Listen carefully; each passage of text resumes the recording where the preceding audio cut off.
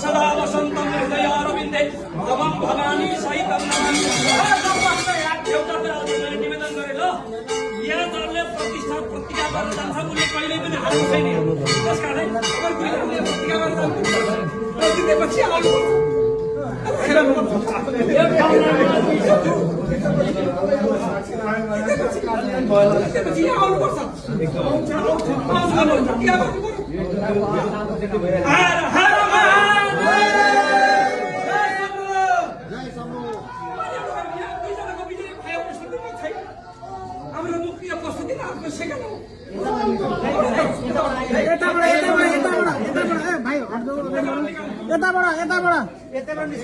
यताबाट निक्लिनु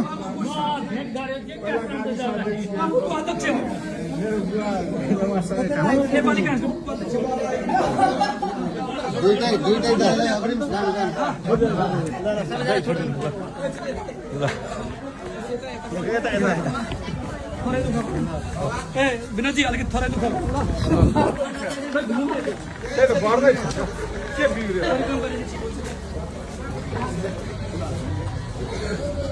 यतिबेला मुक्तेश्वर धामको दर्शन गरेर यो सर्लाही क्षेत्र नम्बर 4 का उम्मेदवार गगन कुमार थापा र त्यस्तै सर्लाही क्षेत्र नम्बर 3 का विनोद खनाल बीच